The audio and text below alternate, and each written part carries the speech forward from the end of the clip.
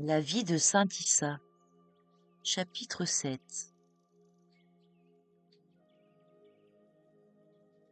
D'une autre part, il est difficile d'admettre que Moïse n'ait pas reçu une instruction complète. Comment s'expliquer sans cela sa grande œuvre de législation aux vues larges et ses hautes qualités d'administrateur?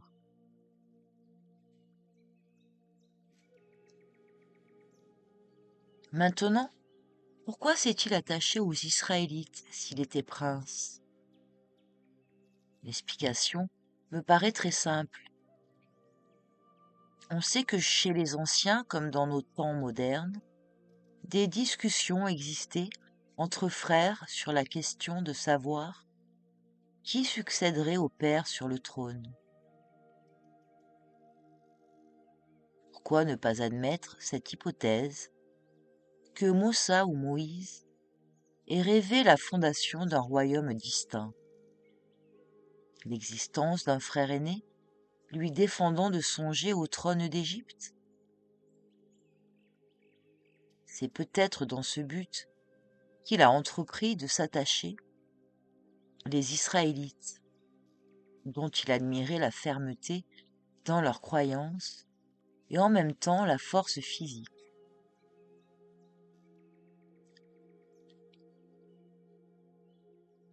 On sait en effet que les Israélites d'Égypte ne ressemblaient aucunement, comme constitution, à leurs descendants. Les blocs de granit dont sont bâtis les palais et les pyramides sont là pour l'attester. Je m'explique de la même manière l'histoire des miracles qu'il aurait produits devant Pharaon. Sans avoir des arguments définitifs pour nier les miracles que Moïse, au nom de Dieu, a pu accomplir devant Pharaon. On conviendra, je pense, sans trop de difficulté, que le verset bouddhiste est plus vraisemblable que la glose biblique.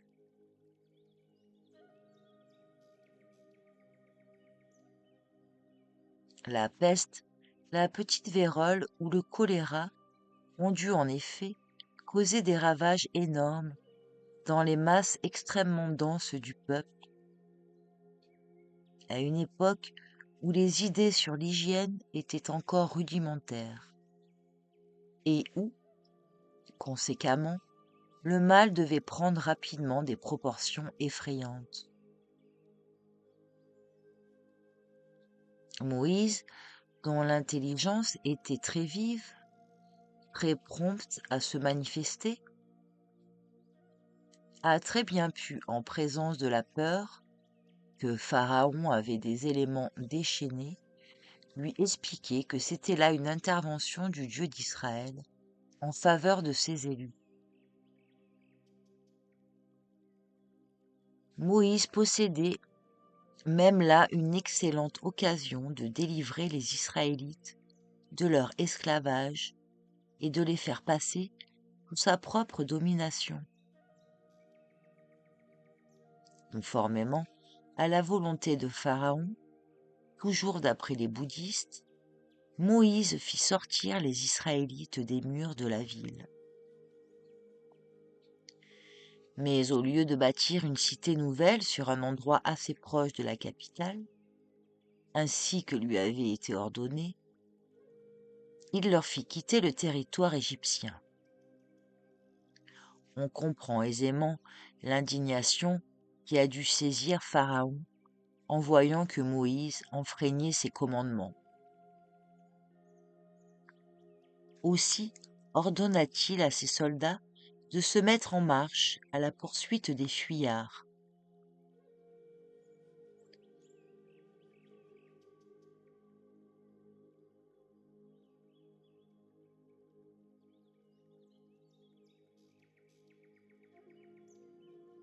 Étant donné la disposition géographique de la région, il faut penser que Moïse longea les montagnes pendant toute sa route et qu'il entra en Arabie par l'isthme que coupe actuellement le canal de Suez. Pharaon, au contraire, fit prendre à ses troupes un chemin en droite ligne, dans la direction de la mer Rouge. Puis, pour rejoindre les Israélites, qui avaient déjà gagné le bord opposé du rivage, il voulut profiter du reflux de la mer dans le golfe, formé par la côte et l'isthme, et fit passer ses soldats à gué. Mais cette distance de bras de mer à franchir, qu'il s'était figurée assez courte, se trouva contre ses prévisions considérable, de sorte que le flux commença au moment où l'armée égyptienne était à moitié de la traversée, ce qui fit qu'aucun de ceux qui la composaient ne put échapper à la mort. Ce fait si simple en lui-même s'est transformé à travers les siècles en une légende religieuse chez les Israélites, lesquels voyaient là une intervention divine, comme une punition infligée par leur Dieu à leurs persécuteurs. On est fondé à croire d'ailleurs que Moïse lui-même entretient cette croyance. Mais c'est là une thèse que je m'appliquerai à développer dans un prochain ouvrage.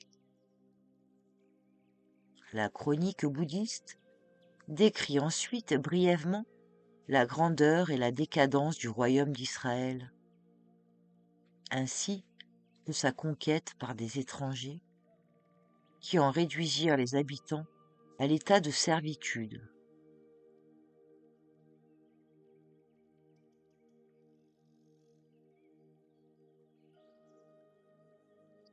Les malheurs qui fondirent sur les Israélites et l'amertume qui désormais affligea leurs jours étaient, d'après le chroniqueur, des raisons plus que suffisantes pour que Dieu, prenant en pitié son peuple et voulant lui venir en aide, se décida à descendre sur la terre sous les traits d'un prophète, afin de le ramener dans la voie du salut.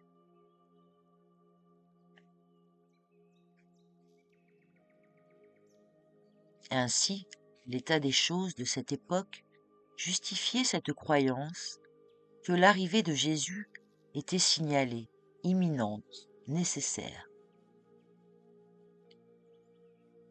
On s'explique ainsi que les traditions bouddhistes puissent affirmer que l'Esprit éternel se détacha de l'être éternel et s'incarna dans le nouveau-né d'une famille pieuse et noble.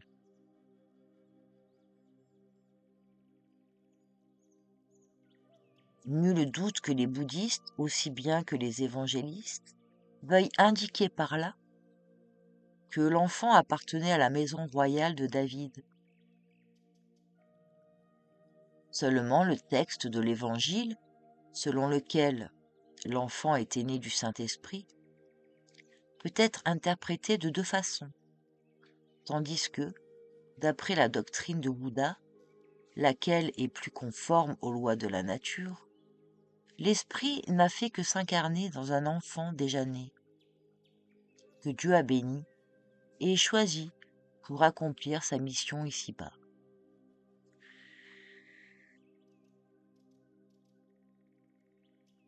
À cet endroit, il y a une lacune dans les traditions des évangélistes, qui, soit ignorance ou soit négligence, ne nous disent rien de son enfance, de sa jeunesse et de son éducation.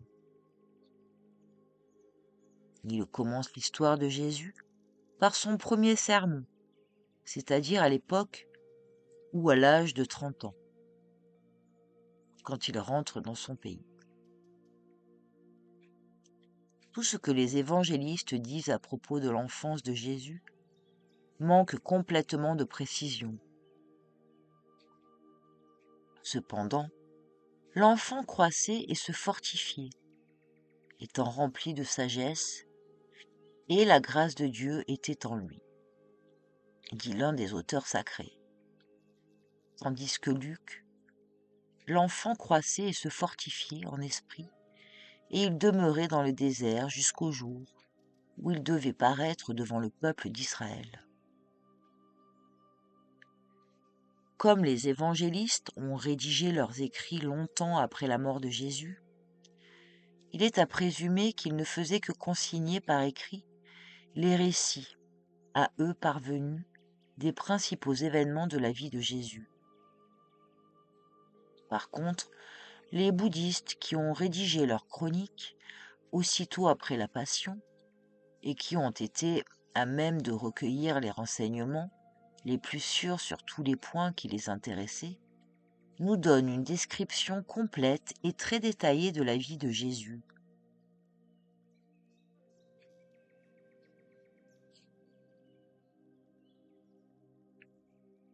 Dans ces temps malheureux, où la lutte pour la vie semble avoir détruit toute notion de Dieu, le peuple d'Israël subissait la double oppression de l'ambition d'Hérode et des Romains despotiques et avares. Alors comme aujourd'hui, les Hébreux mettaient toutes leurs espérances dans la Providence, qui, croyaient-ils, devait leur envoyer l'homme inspiré qui les délivrerait de leurs souffrances physiques et morales. Cependant, le temps passé, personne ne prenait l'initiative d'une révolte contre la tyrannie des gouvernants. Dans cette époque de troubles et d'espérance, le peuple d'Israël oublia complètement qu'il existait parmi eux un pauvre Israélite, descendant en ligne directe de leur roi David. Ce pauvre homme épousa une jeune fille qui mit au monde un enfant miraculeux. Les Hébreux l'apprirent et, fidèles à leur tradition de dévouement et de respect pour la race de leur roi, ils allèrent en foule féliciter le repère et regarder l'enfant.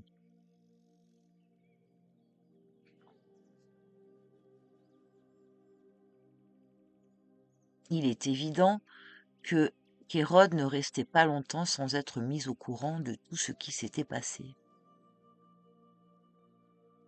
Il craignit que l'enfant, une fois grandi, ne se servît de sa popularité en vue de reconquérir le trône de ses ancêtres.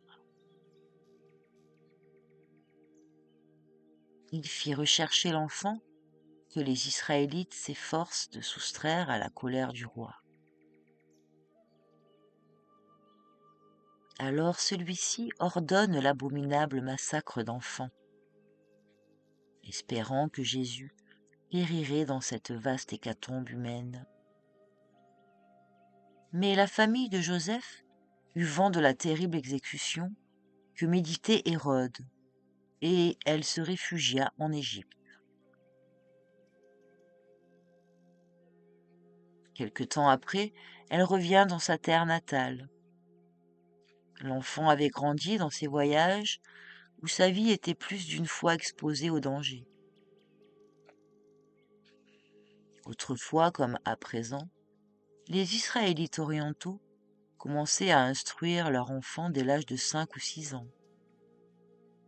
Obligés à se cacher toujours, les parents ne laissaient pas sortir leur fils, qui passait sans doute tout leur temps à étudier les Écritures sacrées. De sorte que de retour en Judée, il avait devancé de loin tous les garçons du même âge, ce qui étonna les savants vieillards. Il était dans sa 13e année, âge où, d'après la loi judaïque, le jeune homme devient majeur, a le droit de se marier et de remplir ses devoirs religieux à l'égal des adultes.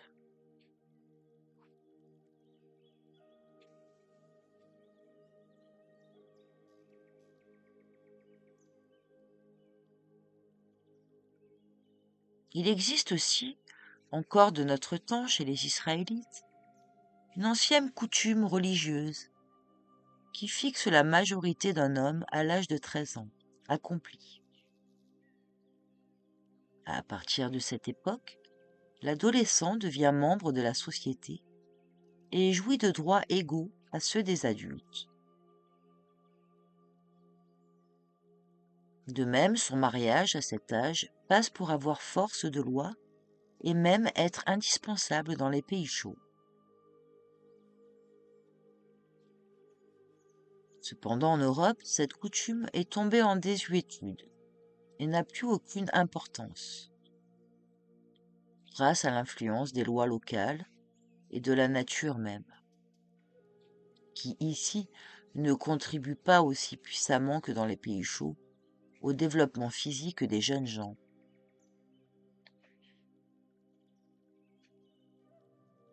Son origine royale, sa rare intelligence et les fortes études qu'il avait faites le firent regarder comme un excellent parti.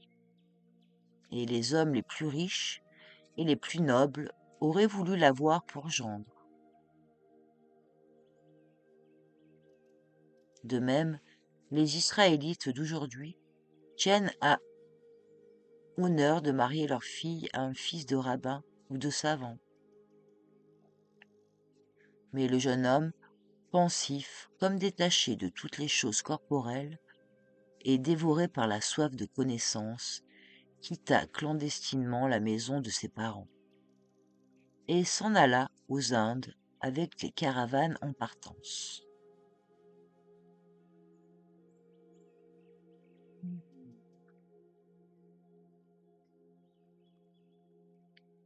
On peut croire que Jésus-Christ ait préféré d'abord partir pour les Indes. D'abord parce qu'à cette époque, l'Égypte elle-même faisait partie des possessions romaines.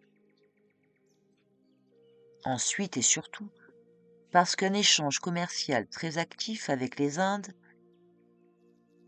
avait répandu en Judée une foule de récits sur les caractères majestueux et la richesse inouïe des arts et des sciences dans ce pays merveilleux, où tendent encore maintenant toutes les aspirations des peuples civilisés. Ici, les évangélistes perdent encore une fois le fil de la vie terrestre de Jésus. Luc disait: il demeurait dans le désert jusqu'au jour où il devait paraître devant le peuple d'Israël. Ce qui démontre uniquement que personne ne savait où il avait disparu. Le saint jeune homme qui réapparut subitement 16 ans après. Arrivé aux Indes, pays des merveilles, Jésus commence par fréquenter les temples des Djainites. Il a existé jusqu'à nos jours dans la péninsule de l'Hindoustan une secte qui porte le nom de Jainisme. Elle forme, pour ainsi dire, un trait d'union entre le bouddhisme et le brahmanisme et prêche la destruction de toutes les autres croyances qu'elle déclare entachées de fausseté. Elle remonte au 7e siècle avant Jésus-Christ. Son nom dérive du mot Jain, conquérant, qu'elle s'est donné comme symbole de son triomphe sur ses rivales.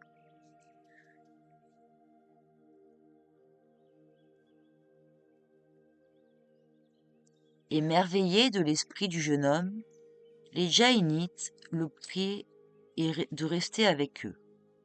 Mais Jésus les quitte pour s'établir à Jagernath, où il se consacre à l'étude de traités, de religion, de philosophie.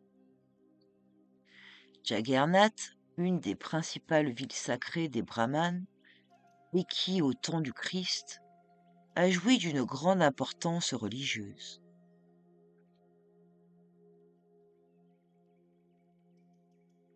D'après la tradition, on conserve ici, dans le creux d'un arbre, près d'un magnifique temple que fréquentent chaque année des milliers d'humains, les cendres de l'illustre brahmane Krishna, qui vécut en 1580 avant Jésus-Christ,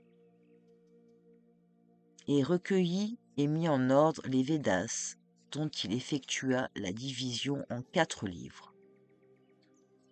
Risht, Jagour, Saman et Artafan.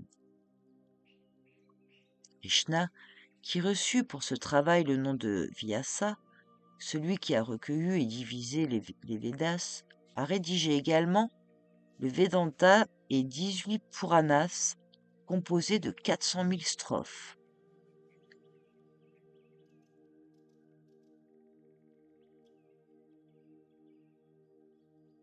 On trouve en outre à Jagannath une bibliothèque fort précieuse de livres sanscrits et de manuscrits religieux. Jésus passe ici 6 ans en étudiant la langue du pays et le sanskrit, ce qui lui permet d'approfondir toutes les doctrines religieuses, la philosophie, la médecine et les mathématiques.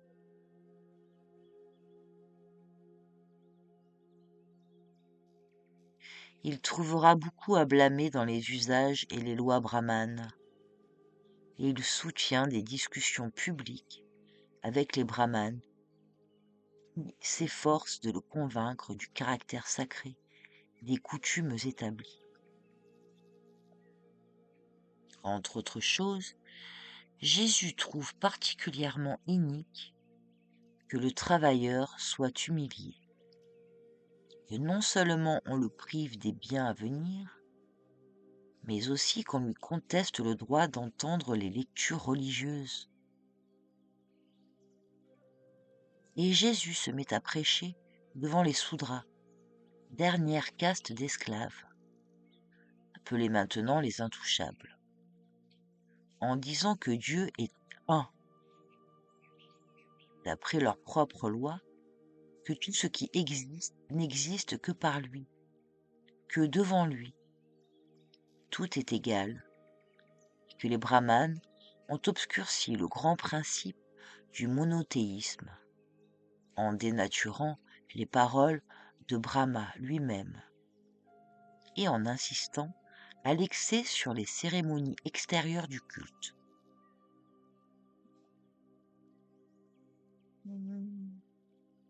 Voici en quelques termes, selon la doctrine des brahmanes, Dieu parle de lui-même aux anges.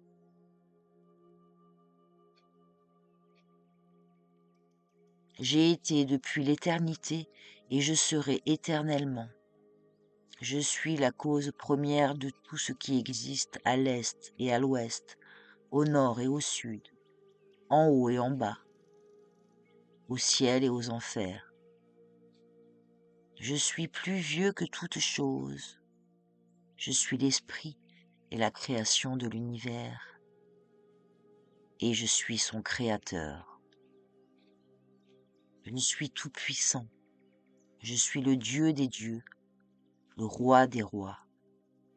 Je suis Parabrahma, la grande âme de l'univers.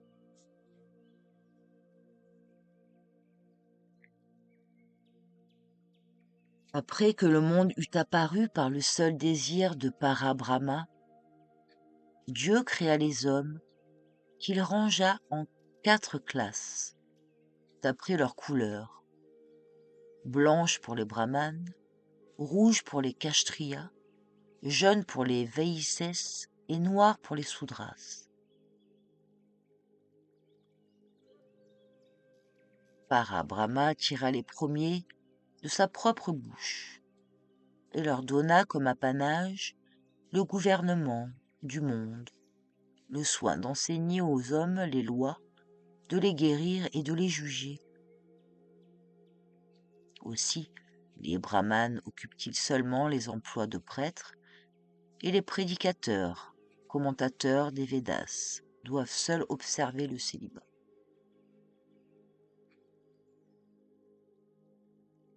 La deuxième caste, celle des Kshatriyas, est sortie de la main de Brahma. Il en fit des guerriers, leur confiant le soin de défendre la société. Tous les rois, princes, capitaines, gouverneurs et gens de guerre appartiennent à cette caste qui entretient avec les brahmanes des relations empreintes de la plus grande cordialité, parce qu'ils ne peuvent subsister l'un sans l'autre, et que la paix du pays dépend de l'alliance des Lumières et du glaive, du temple de Brahma et du trône royal. Les Vaisses, qui forment la troisième caste, étaient tirés par Brahma de son propre ventre.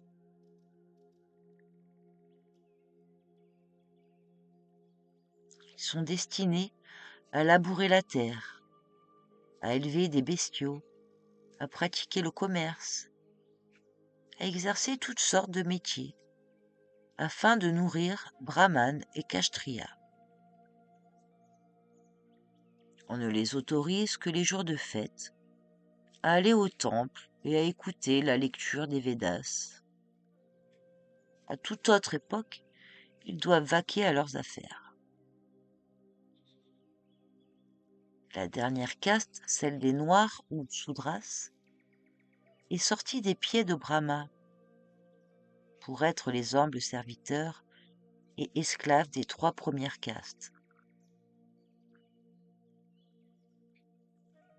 Il leur est interdit d'assister à la lecture des Védas.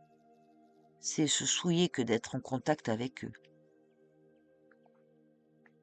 Ce sont des êtres misérables, dépouillés de tout droit humain, ne pouvant même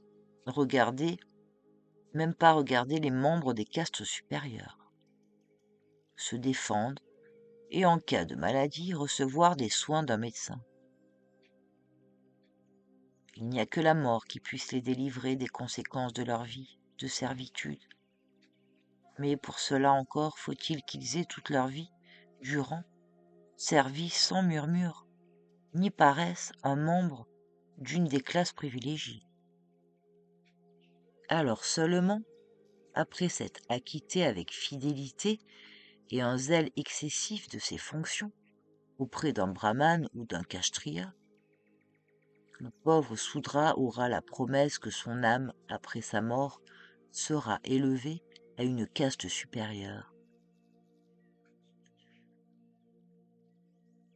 Si un Soudra a manqué d'obéissance envers un membre de la classe privilégiée, ou s'est attiré sa disgrâce, on l'expulse de sa caste.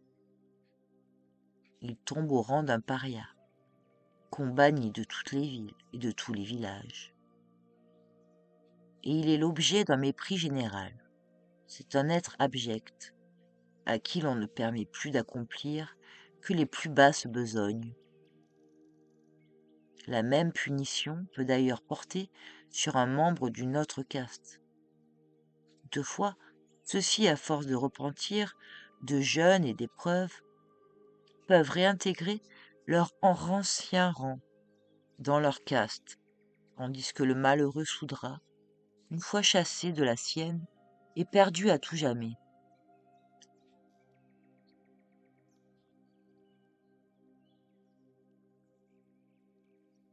On s'expliquera donc par ce qui précède l'adoration des Vessas et des Soudras pour Jésus, qui, malgré les menaces des Brahmanes et des Kshatriyas, ne les délaissait jamais.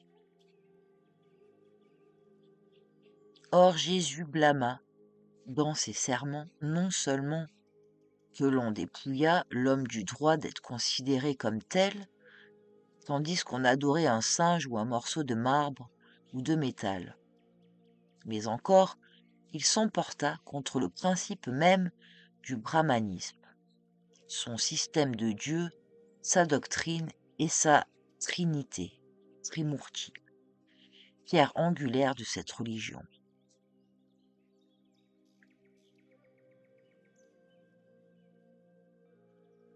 On représente Parabrahma avec trois visages sur une seule tête. C'est la Trimurti, Trinité, composée de Brahma, le créateur, Vishnu, le conservateur, et Shiva, le destructeur. Voici quelle est l'origine de la Trimurti. Au commencement, Parabrahma créa les eaux et y jeta la semence génératrice qui se transforma en un œuf brillant où se refléta l'image de Brahma. Des millions de siècles s'étaient écoulés quand Parabrahma partagea l'œuf en deux moitiés, dont l'une, celle d'en haut, devint le ciel. La moitié inférieure constitua la terre. Cela fait, Parabrahma descendit sur terre sous l'apparence d'un enfant, s'installa sur une fleur de lotus, se plongea en lui-même et se posa cette question. Qui est-ce qui veillera à la conservation de ce que j'ai créé? Une réponse sortit de sa bouche, sous l'apparence d'une flamme. Moi. Et Parabrahma donna à ce mot le nom de Vishnu, ce qui veut dire celui qui conserve. Puis Parabrahma divisa son être en deux moitiés, l'une mâle et l'autre femelle. Le monde actif et le monde passif, dont l'union donna le jour à Shiva, le destructeur. Voici quels sont les attributs de la Trimurti. Parabrahma, le créateur. Vishnu, la sagesse, conservatrice. Shiva, colère destructive de la justice. Parabrahma est la substance dont tout est fait. Vishnu, l'espace où tout vit. Et Shiva, le temps qui anéantit toute chose.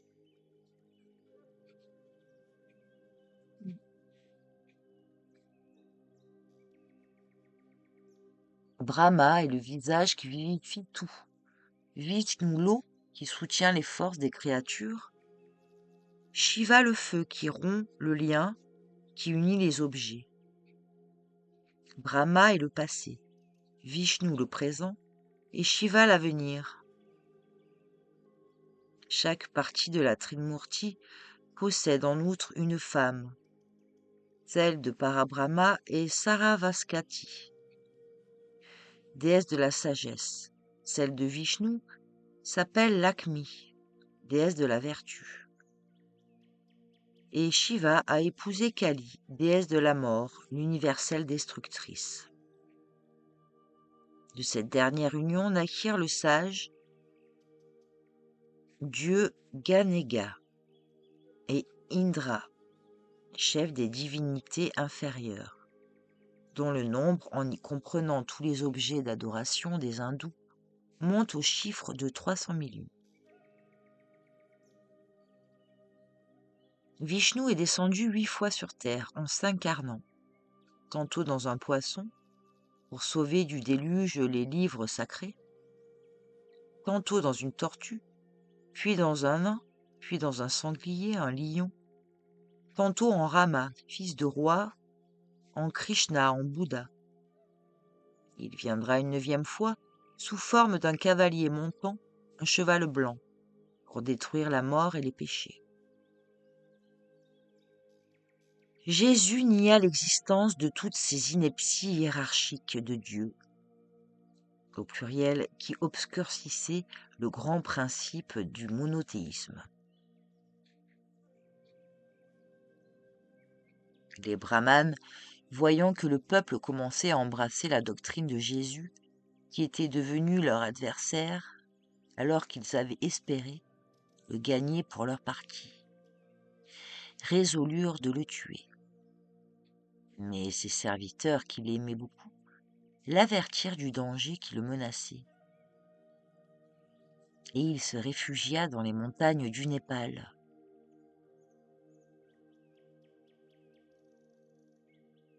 À cette époque, le bouddhisme avait pris de profondes racines dans ce pays. C'était une sorte de schisme remarquable par ses principes moraux et ses idées sur la nature de la divinité, idées qui rapprochaient l'homme de la nature et les hommes entre eux. Le fondateur de cette secte, Saika Muni, est né 1500 ans avant Jésus-Christ, à Kapila, capitale du royaume de son père. près du Népal, dans l'Himalaya. Il appartenait à la race des Gautamides et à la famille des Antiques, Chaïkia. Dès son enfance, il montra un vif attrait pour la religion et malgré les désirs de son père, il quitta son luxe et le palais qu'il habitait. Il commença aussitôt à prêcher contre les brahmanes tout en purifiant leur doctrine. Il mourut à Kushinagara, entouré de plusieurs disciples fidèles. Son corps fut brûlé et ses cendres divisées en plusieurs parts. Elles furent réparties entre les villes d'où sa nouvelle doctrine avait chassé le brahmanisme. D'après la doctrine bouddhiste, le Créateur reste toujours dans un état d'inaction parfaite, que rien ne vient troubler, et dont il ne sort qu'à des époques déterminées par la destinée, pour créer des Bouddhas terrestres.